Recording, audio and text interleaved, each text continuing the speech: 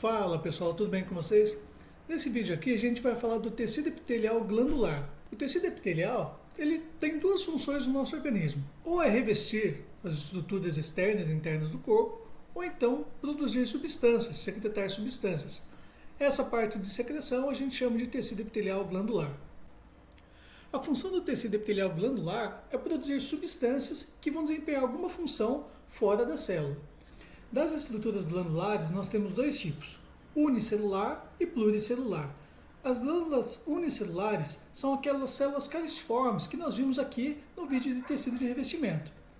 Essas células possuem uma base mais larga que o topo, por isso que tem essa denominação caliciforme, que significa forma em taça de vinho. Essas células sempre produzem algum muco que vão lubrificar a região externa do tecido. Dos tecidos epiteliais, quem que tem célula caliciforme? Apenas o epitélio simples prismático e o epitélio pseudoestratificado. Lembrando que os outros tipos de células, como as pavimentosas, cúbicas e cilíndricas não caliciformes, elas não produzem nada, não têm uma função glandular. Quanto às glândulas multicelulares, elas são divididas em dois grupos, as glândulas exócrinas e endócrinas.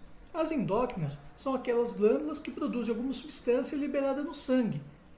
O nosso objetivo aqui é tratar das glândulas exócrinas, que são aquelas glândulas que produzem alguma coisa e lançam em algum lugar que não seja sangue.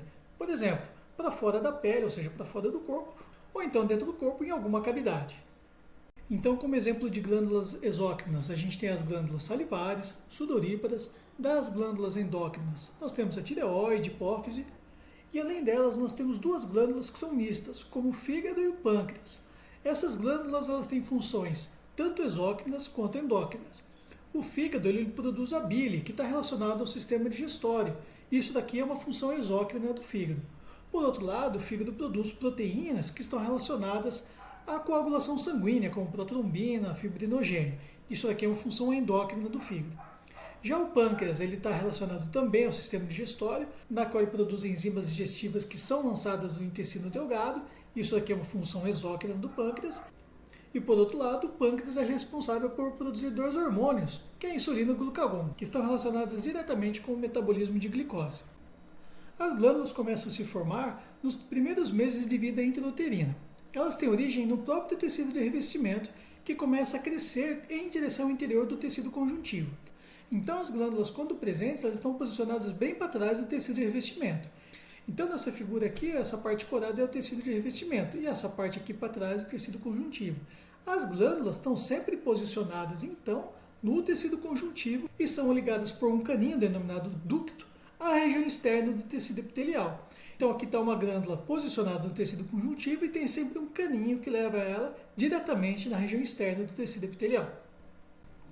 Então, sabendo agora onde que as glândulas exócrinas estão posicionadas, a gente vai ver as suas características físicas, assim como seus exemplos.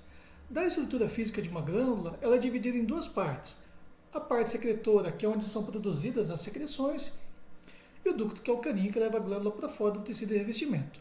Quanto ao ducto, existem duas formas, simples e compostos. Simples é quando não há ramificação e composto quando há ramificação. Já a parte secretora tem duas formas de identificação.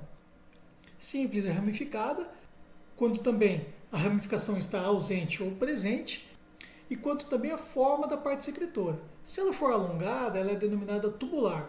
Se ela for arredondada, ela é denominada alveolar ou alcinar. E se tiver as duas formas, ela é denominada de túbulo alveolar. Então vamos começar com as glândulas de base tubular e alveolar, que possuem tanto a parte secretora quanto o ducto simples, ou seja, sem ramificação. Essa daqui é uma glândula de base tubular, ou seja, a parte secretora ela é alongada. Já essa daqui, a parte secretora, ela é arredondada. Essa glândula tubular simples está presente no intestino.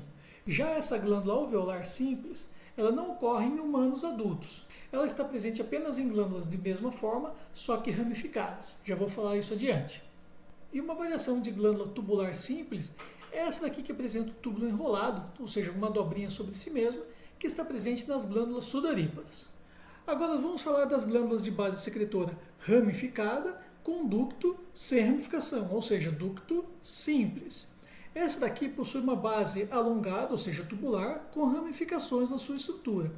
Esse tipo de glândula está presente na mucosa gástrica, na mucosa do esôfago, língua e duodeno. Já essa daqui que possui uma base alveolar, está presente principalmente nas glândulas sebáceas.